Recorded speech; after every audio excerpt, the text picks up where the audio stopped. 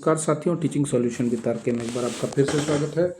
और आज हम टीसीएस के प्रीवियस ईयर क्वेश्चन कलेक्शन के साथ आए हैं। ये ब्लैक बुक की जो है इकोनॉमिक्स की सीरीज़ है और हम बता दें कि इस क्वेश्चन के फ़ायदे क्या हैं। सबसे पहले तो टीसीएस अपने प्रीवियस ईयर क्वेश्चन के 30 से 40% क्वेश्चन जरूर रिपीट करता है। अगर 25 प्रश्नों की सीरीज है तो उसमें लगभग 8 या 10 प्रश्न जरूर आएंगे। ठीक है। इसके अलावा वन लाइनर क्वेश्चन की value Bihar SSC CGL exam हो या इंटर लेवल एग्जाम हो, वहाँ भी इसका महत्व बढ़ जाता है। इसके साथ साथ बीपीएससी में भी कुछ टर्मिनोलॉजी के प्रश्न जो हैं वो सीधे तौर पर पूछे जाते हैं, जो कि वन लाइनर ही होते हैं, तो वहाँ भी आपको ये फायदा कर सकता है। ठीक है। या अभी आप यूपी पुलिस का एग्जाम दें या जिस भी प्रकार का एग्जाम दें, कंपटीशन टफ है, तो वहाँ आपको इकोनॉमिक्स के फैक्चुअल क्वेश्चन जरूर आपको देखने को मिलेंगे। ठीक है। तो आप इस सीरीज के साथ बने रहिए और लगातार पढ़ते रहिए। ठीक है। तो पहला प्रश्न है कि मिक्स्ड इकोनॉमी क्या है, यानी मिश्रित अर्थव्यवस्था क्या है। मिश्रित अर्थव्यवस्था शब्द क्या है? तो निजी और सार्वजनिक क्षेत्रों का सह अस्तित्व जो है ये मिक्स्ड इकोनॉमी का उदाहरण है। और हम सबसे पहले बता दें कि सेकेंड वर्ल्ड वॉर के बाद क्या हुआ था कि दो तरह की अर्थव्यवस्थाएं आई थी, एक कैपिटलिस्टिक, दूसरा सोशलिस्टिक।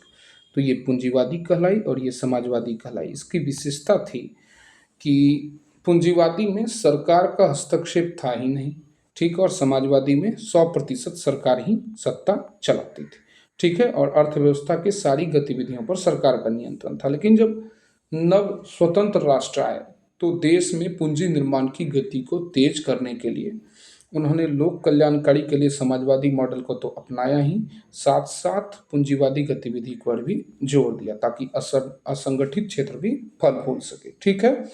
तो ऐसी स्थिति में मिक्स्ड इकोनॉमी का उदय हुआ। ठीक है। बैंकिंग, कुरियर, रियल एस्टेट, परिवहन, आर्थिक विकास के क्षेत्र, ये सब किस में आते हैं? टर्सरी सेक्टर में। जानिएगा कि सर्विस जहां से भी आपको मिलती हो, सर्विस प्रोवाइडर हर सेक्टर टर्सरी सेक्टर यानी तृतीय क्षेत्र है। ठीक है। तो अर्थशास्त्र के जनक कौन थे? तो द वेल्थ ऑफ नेशन के राइटर एडम स्मिथ क्या थे? अर्थशास्त्र के जनक थे। ठीक है। और इन्होंने 1773 के आसपास जो है ये बुक लिखी थी, द वेल्थ ऑफ नेशन। ये पूंजीवादी मॉडल पर था। किस पर था? पूंजीवादी मॉडल पर था। बाद में कल्याणकारी अर्थशास्त्र की धारणाएं आई और स्मिथ के मॉडल का खंडन किया गया। ठीक है। आगे चलते हैं कि एक अर्थव्यवस्था जिसमें श्रम, माल तथा धन का जो है अन्य देशों की ओर और अथवा उनकी तरफ से कोई प्रवाह नहीं होता, क्या कहलाता है? तो ये याद रखना है, क्लोज इकोनॉमी का है। तो ये ध्यान रखना है कि प्राइमरी, सेकेंडरी और टर्सरी सेक्टर, प्राइमरी, सेकेंडरी और टर्सरी सेक्टर, ये तीनों चीज जब बाहर की ओर नहीं जाएगी या बाहर से अंदर की ओर नहीं आएगी तो ये क्या कहलाएगी? क्लोज इकोनॉमी कहलाएगी। ठीक है।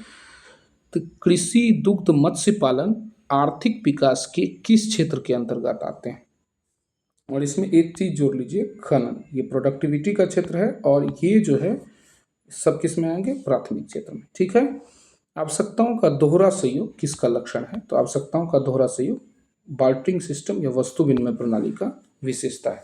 लेकिन ये एक बड़ा दोष भी बन जाता है। कब बताते हैं कि अगर किसी को गेहूं है किसी के पास और किसी के पास क्या है? चावल है। ठीक है। तो ऐसी स्थिति में चावल वाले को गेहूं चाहिए तो ये तो इससे ले लेगा। ठीक है। और गेहूं वाले को चावल चाहिए तो ये ले लेगा। ये हो गया दोहरा संयोग। अगर मान लीजिए कि ये गेहूं और चावल दोनों से संपन्न है, ठीक है, और इसको फिर भी क्या चाहिए? गेहूं चाहिए, तो ऐसी स्थिति में ये चावल वाला इससे चावल लेने के लिए स्वीकार नहीं करेगा, जो आगे चलकर जो है समस्या बनता है। इसमें वस्तु विभाजन की भी समस्या आती थी। ये सब बहुत सारा समस्या है। ठीक है। अब अगला है कि पूछा जाएगा आवश्यकताओं का दोहरा संयोग किसकी विशेषता है? वस्तु विनिमय प्रणाली का। ठीक है। आगे चलते हैं। आर्थिक गतिविधि को प्राथमिक, द्वितीयक और तृतीयक इन तीन क्षेत्रों में किस बेसिस पर बांटा गया है? तो इकोनॉमिक्स का जो प्रोसेस है या गतिविधि जो है जिसके आधार पर आर्थिक क्रियाएं चलती है, तो उसकी मूल प्रकृति के आधार पर प्राथमिक, द्वितीयक और तृतीयक क्षेत्र में बांटा गया। तो भूमि, पूंजी, श्रम, संगठन, साहस जब एक्टिव होते हैं तो प्राइमरी, सेकेंडरी और टर्सरी तीनों क्षेत्र से जुड़ते हैं। ठीक है। और तीनों क्षेत्र में ये देखने को मिलते हैं। ठीक है। अब कहता है कि ग्रेसम महोदय कौन थे? तो ये जानते हैं कि 1517 या 19 के समय में ये टकसाल थे और इन्होंने एक नियम दिया था कि बुरी मुद्रा अच्छी मुद्रा को प्रचलन से बाहर कर देती है। ठीक है। जैसे याद रखिएगा कि आपके पास सेव करने का बहुत ललक होता है, ठीक है। अगर आपके पास 10 रुपए के पुराने नोट हैं तो आप कोशिश करिएगा कि वो मार्केट में निकल जाए और अच्छे नोट जो हैं हमारे पास 100 रुपए के या तो वो रहे पास में। लेकिन इकोनॉमिक्स के हिसाब से जो नोट जारी हो चुका है वो अगर मार्केट में रहे तो मार्केट की लिक्विडिटी बरकरार रहेगी। ठीक है। तो ऐसी स्थिति में क्या हुआ कि वो 10 का जो खराब नोट है वो बूढ़ी मुद्रा हुआ और उसने अच्छे नोट को क्या किया, प्रचलन से बाहर कर दिया। ठीक है।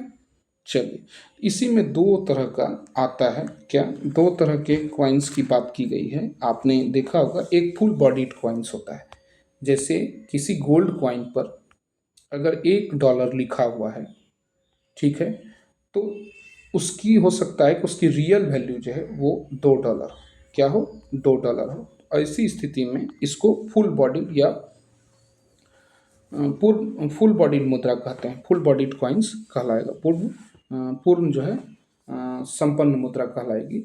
और एक होता है टोकन मुद्रा। तो टोकन मुद्रा याद रखिएगा, जैसे कोई तांबे का सिक्का है और उसमें $1 लिख दिया गया है, ठीक है, और उसकी रियल वैल्यू क्या है, $0.5 ही है। तो ऐसी स्थिति में वो मुद्रा क्या कहलाएगी, केवल प्रतीक मुद्रा मात्र ही रहेगी। ठीक है। तो और ये याद रखिएगा, तुगलक के समय में प्रतीक मुद्रा का बहुत चलन हुआ था। ठीक है। टोकन कॉइन्स का अक्सर वहाँ बात किया जाता है। ठीक है। तो ग्रेसम का नियम क्या है कि बुरी मुद्रा अच्छी मुद्रा को प्रचलन से बाहर कर देती है। ठीक है। चलिए आगे की ओर। अब जनसंख्या के माल्थुसियन सिद्धांत को क्या कहते हैं? तो इनका मानना था कि जनसंख्या जो है जियोमेट्रिक प्रोग्रेशन में चलती है और खाद्य आपूर्ति अर्थमेटिक प्रोग्रेशन में चलती है। जैसे कि मान लीजिए कि 10 लोगों पर 1 क्विंटल अनाज है साल भर खाने के लिए, ठीक है, और फिर 2 क्विंटल, फिर 3 क्विंटल, फिर 4 क्विंटल। ठीक है। ये अर्थमेटिक प्रोग्रेशन में चल रहा है, एक एक का अंतर है। लेकिन जनसंख्या कैसे बढ़ रही है, 10, 100, 1000, ठीक है, ऐसे ही बढ़ रही है। तो एक निश्चित स्थिति तक तो ये ठीक रहेगी, लेकिन एक समय ऐसा आएगा जहाँ लोगों की आपूर्ति, जो लोग ज़्यादा हो जाएंगे और माल की आपूर्ति कम हो जाएगी। ठीक है। तो इसी को क्या कहा गया, माल्थुसियन थ्योरी कहा गया। ठीक है। अब अगला है व्यष्टि अर्थशास्त्र, क्या है, माइक्रो इकोनॉमिक्स। तो याद रखना है कि प्राइस टेकिंग वैल्यूज़ के साथ जो रहती है, यानी मूल्य सिद्धांत पर जो आधारित है, वो माइक्रो इकोनॉमिक्स कहलाती है। और जिसमें राष्ट्रीय आय या बृहत आय की बात की जाती है या रोजगार सिद्धांत होता है, वो सब क्या होता है, वो सब समष्टि अर्थशास्त्र के अंतर्गत आता है। ठीक है। तो व्यष्टि और समष्टि अर्थशास्त्र को देने वाले नॉर्वे के विद्वान कौन थे, रेगनर फ्रिश। और ये ध्यान रखना है कि इकोनॉमिक्स के क्षेत्र में सबसे पहला नोबेल रेगनर फ्रिश को ही मिला था। ठीक है। अर्थव्यवस्था में ब्याज दर कब बढ़ती है? तो याद रखना है कि पूंजी पर वापसी अगर घटा दी जाए तो फिर क्या होता है, ये ब्याज दर बढ़ जाता है। ठीक है। अगर आप कहीं से भी लोन लेते हैं, ठीक है, लोन लेने के बाद क्या है कि उसका पैसा जो है आप थोड़े थोड़े करके देते हैं, तो ऐसी स्थिति में क्या होगा, इंटरेस्ट रेट हाई पड़ेगा। ठीक है। एक मुफ्त भुगतान हमेशा फायदेमंद होता है। ठीक है। चलिए, यही चीज़ यहाँ दिया है कि पूंजी वापसी घटने पर पूंजी की वापसी यानी वापस जो आने का दर है वो कम हो जाएगा, तो फिर क्या होगा, कैपिटल रेट मतलब इंटरेस्ट रेट बढ़ जाएगी। आर्थिक समस्या मुख्यतः किस कारण से उत्पन्न होती है? तो आर्थिक समस्याओं का सबसे बड़ा कारण है संसाधनों की कमी और आवश्यकताओं की बढ़ोतरी। ठीक है। लाभ के नवाचार सिद्धांत को किसने विकसित किया? तो शुम्पीटर का याद रखिएगा कि लाभ का नवाचार सिद्धांत शुम्पीटर महोदय का। ठीक है।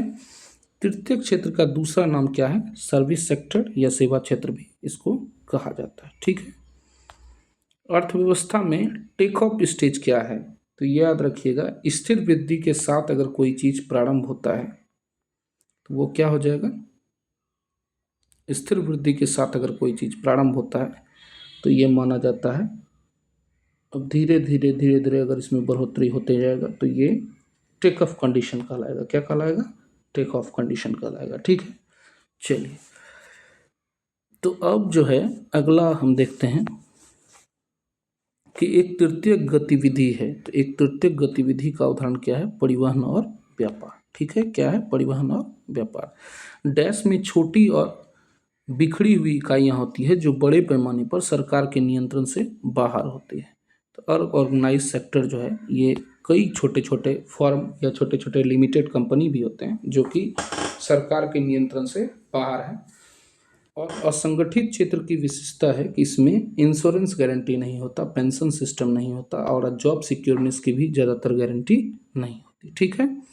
प्राकृतिक संसाधनों का दोहन करके माल का उत्पादन करना किस क्षेत्र से संबंधित है? तो ये प्राइमरी सेक्टर का चीज़ है। ठीक है। प्राकृतिक संसाधनों का सीधे दोहन जो है वो प्राकृतिक संसाधन में, जैसे देख लीजिए डेयरी उद्योग जो प्राथमिक उद्योग के अंतर्गत आता है और सहकारी क्षेत्र में भी आता है, तो प्रकृति से घास ये सीधा दोहन करते हैं और ये दुग्ध उत्पादन की क्रिया में गाय मवेशी को चारा देते हैं। ठीक है। चलिए अगला पॉइंट है कि राष्ट्रीय संदर्भ एक व्यापक दृष्टिकोण दर्शाता है। जैसे देखिए बीएसएनएल मोबाइल द्वारा फोन की बिक्री का अध्ययन, ये राष्ट्रीय संदर्भ की चीज़ है। खैर अब इसको टाटा ने अधिग्रहित कर लिया है। ठीक है। राष्ट्रीय संपत्ति की प्रकृति और कारण की जांच किस अर्थशास्त्र की प्रभावशालीता का उदाहरण है? प्रभावशालीता या प्रभाव की कीर्ति है, तो ये एडम स्मिथ का। ठीक है। चलिए इसी को इंग्लिश में the wealth of the nation कहा गया है। ठीक है। नेचर एंड इकोनॉमिक्स बहुत लंबा लाइन है, आप देख लीजिएगा। कराधान का सिद्धांत, कैनन ऑफ टैक्सेशन, ठीक है, किसके द्वारा प्रतिपादित किया गया था? ये एडम स्मिथ का है। इसी पुस्तक में मिलता भी है। कराधान का योग्यता सिद्धांत, जिसको अबिलिटी प्रिंसिपल ऑफ टैक्सेशन कहा जाता है, ये भी स्मिथ का देन है। ठीक है। अर्थशास्त्र धन का विज्ञान है, ये किसका कथन है? एडम स्मिथ का। ठीक है।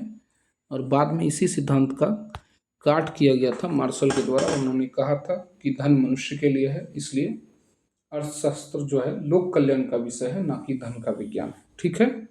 चलिए मनुष्य होगा ही नहीं तो पैसे का कोई महत्व नहीं है, ऐसा मानना था किसका? मार्शल महोदय का। लेकिन इनका मानना था कि धन ही सब कुछ है।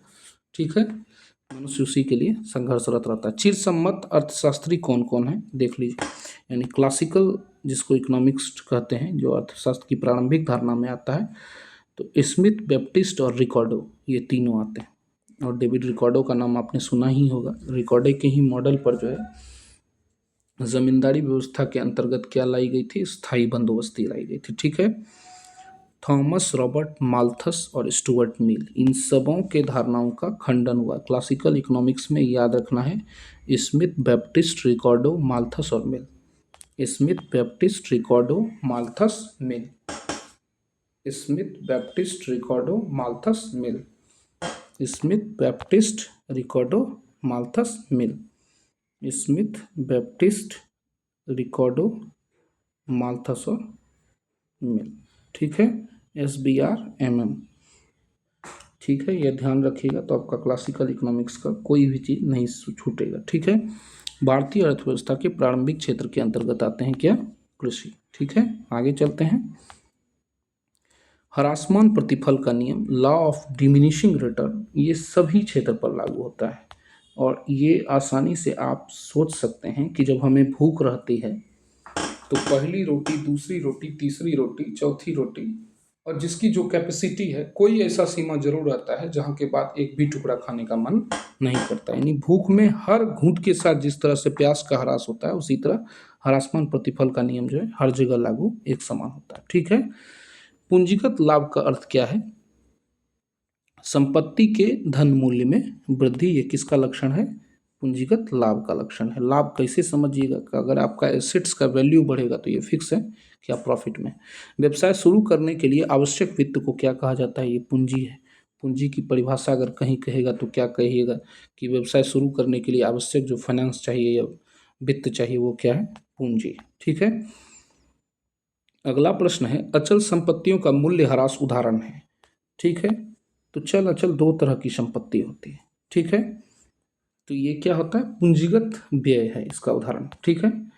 तो आप इसको कैसे मान सकते हैं कि वह संपत्ति जिसे तत्काल मुद्रा में परिवर्तित नहीं कराया जा सकता, जैसे जमीन हो गया, या आपका लॉन्ग टाइम सस्टेनेबल कोई चीज़ है, मजबूत चीज़, जिसको आप लेट के बाद जो है वो आपको मुद्रा में परिवर्तित मिलेगा, तो ये चीज़ जो है जैसे रियल एस्टेट का कोई चीज़ हो गया, ये एक दिन में या तुरंत आप जाइएगा और तुरंत आपका बिक जाएगा, ऐसा नहीं होता है। हाँ, अगर उसमें कोई ह्रास होता है, जैसे आपका ज़मीन का वैल्यू कम हो गया, तो वो पूंजीगत व्यय का ही उदाहरण कहलाएगा। ठीक है, क्या किस में आएगा? कैपिटल एक्सपेंडिचर में। ठीक है, रेवेन्यू रिसिप्ट, कैपिटल एक्सपेंडिचर, ये सब पार्ट जब पढ़िएगा, ये कॉमर्स वाले के लिए है। मूल्यह्रास के डैश के टूट फूट के लिए एक वार्षिक भत्ता है। ठीक है, तो मूल्यह्रास जो है पूंजीगत माल का एक वार्षिक भत्ता है। ठीक है, कैपिटल गुड्स में क्या होता है? एक मतलब डेप्रिसिएशन होता है। ठीक है, तो ये तो फिक्स है कि आप मोटरसाइकिल का ही ले लीजिए, इंश्योरेंस का वैल्यू जो है हर साल आपका डिक्रीज होते जाएगा, ये डिफिशियंसी का ही उदाहरण है। ठीक है, और माल का जो क्षमता है वो हर साल घटता है। कोई भी अगर 5 लाख की चीज़ है तो उसका आप नेट वैल्यू अगले साल या कुछ दिन बाद वही नहीं रख सकते हैं। जैसे आप मोबाइल बेचते हैं तो उसको यूज करने के साथ उसका क्या होता है? फेस वैल्यू घटता है। ठीक है, चलिए अब आगे है दिया हुआ कि किस प्रकार के बाजारों में खरीदार और विक्रेता, ठीक, यानी मुख्य रूप से व्यक्ति और संस्थान वित्तीय प्रतिभूति जैसे बॉन्ड और स्टॉक के व्यापार में संलग्न होते हैं। तो ये याद रखिएगा कि पूंजी बाजार का सबसे बड़ा लक्षण क्या है? कि बॉन्ड और स्टॉक मार्केट उसी को कहा जाता है। ठीक है, तो ये याद रखिएगा, शेयर प्रतिभूति का जहाँ भी खरीद बाजार होगा वो किसका उदाहरण होगा? कैपिटल मार्केट का। ठीक है, किस अर्थव्यवस्था में उत्पादित वस्तुओं का वितरण लोगों के बीच उनकी आवश्यकताओं के आधार पर नहीं बल्कि क्रय शक्ति के आधार पर किया जाता है? तो ये क्या कहलाता है? पूंजीवादी व्यवस्था। ठीक है, चलिए, आर्थिक व्यवस्था में उत्पादित वस्तुओं का वितरण लोगों के बीच उनकी आवश्यकताओं के आधार पर नहीं बल्कि क्रय शक्ति के आधार पर हो, पूंजीवादी व्यवस्था। ठीक है, उत्पादनों के साधनों का निजी स्वामित्व डैश अर्थव्यवस्था की एक विशेषता है। तो ये पूंजीवादी अर्थव्यवस्था की एक विशेषता है। ठीक है, उत्पादन के साधनों का निजी स्वामित्व पूंजीवादी अर्थव्यवस्था की विशेषता है। एक आर्थिक प्रणाली जिसमें पूंजीगत वस्तुओं का स्वामित्व निजी व्यक्तियों या व्यवसायों पर होता है और वस्तुओं और सेवाओं का उत्पादन सामान्य बाजार में आपूर्ति और मांग पर आधारित होता है, ये किसका विशेषता है? पूंजीवादी व्यवस्था पर। फिर से इसको हम एक बार समझा देते हैं, जिसमें पूंजीगत वस्तुओं का स्वामित्व, ठीक, निजी व्यक्ति यानी पूंजीवादी अर्थव्यवस्था हो गया, या व्यवसायों के पास होता है। ठीक है, और वस्तुओं और सेवाओं का उत्पादन सामान्य बाजार में आपूर्ति और मांग पर बेस्ड होता है, ये पूंजीवादी अर्थव्यवस्था की विशेषता है। ठीक है, तो बाजारवादी अर्थव्यवस्था पर आधारित होता है पूंजीवादी मॉडल। मूल्य तंत्र एक विशेषता है। ठीक है, प्राइस मैकेनिज्म कैपिटल इकोनॉमिक्स का विशेषता है। ठीक है, अगला है लेसेस फेयर शब्द क्या है? तो लेसेस फेयर शब्द का जो इस्तेमाल है पूंजीवादी अर्थव्यवस्था के लिए किया गया है, और ये जो है ये विशेषता है किसका? ओपन इकोनॉमी का। ठीक है, प्राइवेटाइजेशन का, ग्लोबलाइजेशन का, ये सब उदाहरण जो है लेसेस फेयर उसी के लिए किया गया शब्द। ठीक है,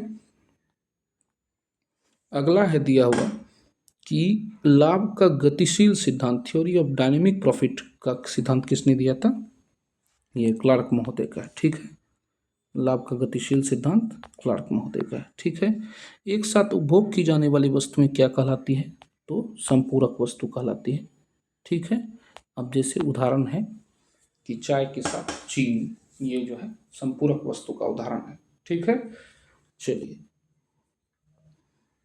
बाइक और पेट्रोल संपूरक वस्तु के उदाहरण है। यदि सभी आगतों में परिवर्तन से उत्पादन में समानुपातिक परिवर्तन होता है तो यह मामला क्या है? तो पैमाने का प्रतिफल नियम जो है ये इस पर बेस्ड होता है। यानी जितने भी आपके पास आए हैं, आगत में परिवर्तन से उत्पादन में समानुपातिक परिवर्तन, यानी उसके हिसाब से हम अपने प्रोडक्शन में जो है वो भी परिवर्तन करते हैं, तो ये क्या कहलाता है? पैमाने का प्रतिफल नियम। तो पैमाने का प्रतिफल नियम जो है आगतों के अनुसार जो है उत्पादन में परिवर्तन का नियम। ठीक है, यानी ज्यों ज्यों हमारे इनकम बढ़ेंगे, ये तो फिक्स है कि हमारा आउटपुट भी बढ़ता चला जाएगा। ठीक है, निम्नलिखित में से कौन प्राथमिक क्षेत्र की गतिविधि नहीं है? ठीक है, तो निर्माण जो है ये सेकेंडरी सेक्टर का है। ठीक है, देखिए खनन दिया हुआ है, खुदाई या खनन जो भी हो, तो कृषि, खनन और मत्स्य पालन, ये सभी किसके उदाहरण हैं? प्राइमरी सेक्टर के हैं। ठीक है। एक परिवार द्वारा उपभोग किए जाने वाले मक्खन घी तैयार करना किसका लक्षण है? उपभोग का लक्षण। ठीक है, क्योंकि परिवार में निजी उपभोग के लिए ही यूज होगा। बढ़ते हुए प्रतिफल का नियम का अर्थ क्या है? घटती लागत। ठीक है, घटती लागत का अर्थ है कि जो जो आमदनी बढ़ती है उत्पादन क्रिया बढ़ेगी, और इससे फिक्स है कि हमारा प्राइस क्या होगा? डाउन होगा। ठीक है, आमदनी बढ़ना, उत्पादन बढ़ना और कीमत में गिरावट होना। ठीक है, आर्थिक दृष्टि से राष्ट्रीय विकास का अर्थ क्या है? सभी विकास वर्गों का विकास। इसको समावेशी विकास के अंतर्गत भी आप रख सकते हैं। ठीक है, नियोजित वित्त का सबसे महत्वपूर्ण घरेलू से क्षेत्र क्या है? घरेलू स्रोत क्या है? तो निजी घरेलू बचत। ठीक है, चलिए, एक अर्थव्यवस्था के बुनियादी सामाजिक ढांचे का मुख्य घटक क्या है? तो शिक्षा, स्वास्थ्य और नागरिक सुविधा जो है, ये सब क्या है? बुनियादी सामाजिक ढांचा। ये अगर कहीं भी आप नेता के द्वारा सुनते होइएगा कि देश के बुनियादी सामाजिक ढांचे में परिवर्तन करना है, तो आप समझ जाइएगा कि शिक्षा, स्वास्थ्य और नागरिक सुविधा की वो बात कर रहा है। ठीक है, अब देखिए, बाह्यता सिद्धांत अर्थशास्त्र की किस शाखा की ओर है? तो ये पर्यावरण शास्त्र में। ठीक है, चलिए, एक नई थ्योरी है। अर्थशास्त्र का मुख्य जोर किस पर है? तो ये याद रखिएगा कि अर्थव्यवस्था होगी तो एक्सपेंस जरूर होगा। बिना एक्सपेंस का अर्थव्यवस्था में ना लिक्विडिटी का पता चलेगा ना किसी का, क्योंकि अगर पैसा हमारे पास सुरक्षित रहेगा, उसको हम प्रोडक्शन के काम में लगाएंगे ही नहीं, खर्च ही नहीं करेंगे, तो आर्थिक क्रिया नहीं चल पाएगी। ठीक है, समुद्री जल, ताजी हवा आदि अर्थव्यवस्था में डैश मानी जाती है? तो मुफ्त वस्तुएं मानी जाती है। ठीक है, आपने देखा होगा कि आपके सेविंग्स को इकोनॉमिक्स में कैसे यूटिलाइज किया जाता है, क्योंकि जानते हैं कि घरेलू परिवार में सामान्य तौर पर क्या होता है? सेविंग्स का नेचर होता है। तो इसके लिए सरकार जो है बैंक लाई है, जो भी लाई है, वो आपका पैसा आपसे लेकर रहेगी। ठीक है, बदले में अलग बात है कि आपको सुरक्षा की गारंटी देती है, लेकिन वो अगर अर्थव्यवस्था चलाना है तो उस पैसे का यूज जरूर बाजार में करेगी। ठीक है, तो बिना व्यय की अर्थव्यवस्था की कल्पना संभव नहीं। ठीक है, समुद्री जल, ताजी हवाओं आदि अर्थव्यवस्था में मानी जाती है, क्या मानी जाती है? मुफ्त वस्तुएं। ठीक है, इन सबों पर कोई कॉस्ट चार्ज नहीं है। स्वयं के प्राथमिक महत्व देने में विश्वास, आत्मनिर्भरता और व्यक्तिगत स्वतंत्रता इत्यादि गुणों को अर्थव्यवस्था में व्यक्तिवाद कहा जाता है। ठीक ना, ये तो बहुत आसान है। अपने आप को महत्व जो देगा, ठीक ना, विश्वास, आत्मनिर्भरता जो भी करेगा, ये सब व्यक्तिवाद का गुण है। अर्थव्यवस्था के संदर्भ में किसी का बुरा किए बिना किसी को बेहतर बनाना संभव है? तो ये पेरेटो का कल्याणकारी सिद्धांत जो है, श्रेष्ठ कल्याणकारी सिद्धांत पे बेस्ड है। ठीक है, यानी बिना क्षति के इन्होंने यही बोला था कि जो है पर्यावरण क्षति नहीं करनी है, ऐसा कोई भी धन नहीं कमाना है जिससे सामाजिक व्यवस्था में परिवर्तन हो। तो इन्होंने लोक कल्याण करते हुए जो है धन कमाने के सिद्धांत को बताया था। तो इसी को पेरेटो श्रेष्ठ कहा गया। ठीक है, यद्यपि आर्थिक गतिविधियों को 3 अलग अलग श्रेणियों में बांटा गया, फिर भी ये अत्यधिक हैं। ठीक है, एक दूसरे पर अन्योन्याश्रित, यानी बिना एक दूसरे की कल्पना संभव नहीं है। अगर प्राइमरी सेक्टर नहीं हुआ तो सेकेंडरी और टर्सरी सेक्टर का कोई महत्व नहीं है। केवल प्राइमरी सेक्टर होगा, सेकेंडरी और टर्सरी नहीं होगा, तो भी इसका कोई महत्व नहीं है। ठीक है, प्राइमरी सेकेंडरी होगा, टर्सरी नहीं होगा, तो सारे के सारे गुड्स बर्बाद हो जाएंगे, पब्लिक तक नहीं आएंगे। ठीक है, चलिए, अगला है कि हो गया मुनाफे का नवाचार सिद्धांत किसने प्रतिपादित किया था? तो शुम्पीटर महोदय का जो भी सिद्धांत होगा वो केवल लाभ पे बेस्ड होगा। ठीक है, संपत्ति का श्रम सिद्धांत किसने दिया था? संपत्ति का श्रम सिद्धांत दिया था जॉन लॉक महोदय ने, और ये याद रखना, ये क्लासिकल इकोनॉमिक्स के विद्वान थे। ठीक है, आप लोग कमेंट में बताइएगा कि क्लासिकल इकोनॉमिक्स में हमने किसका किनका नाम बताया था। ठीक है, अगला है कि जॉन मेनार्ड किन्स, जो कि अपने आर्थिक सिद्धांतों के लिए जाने जाते हैं, किस देश से संबंधित हैं? तो जेम किन्स जो है ये इंग्लैंड के थे। कहाँ के थे? जेम किन्स इंग्लैंड के थे। ठीक है, चलिए, अगला है कि राजकोषीय नीति किस अर्थशास्त्री द्वारा सिद्धांत पर बेस्ड है? तो ये किन्स की धारणा पर जो है राजकोषीय सिद्धांत बेस्ड है। ठीक है, इसमें पूंजीगत प्राप्तियां, पूंजीगत व्यय दोनों शामिल होता है। ठीक है। समष्टि अर्थशास्त्र को एक अलग अनुशासन के रूप में संस्थापित करने का श्रेय किसको जाता है? कीन्स को। तो ये याद रखिएगा कि समष्टि अर्थशास्त्र के जनक जो है ये कीन्स महोदय को ही माना जाता है। ठीक है। और माइक्रो इकोनॉमिक्स का मार्शल महोदय को। ठीक है। यानी सूक्ष्म अर्थव्यवस्था। मुद्रा की को उसकी प्रकृति के आधार पर दो भागों में किसने बांटा था? तो ये कीन्स महोदय ने बांटा था। ठीक है। तो हम मिलते हैं नेक्स्ट वीडियो में। 61 के बाद आपके पास प्रश्नों का जिक्र करेंगे।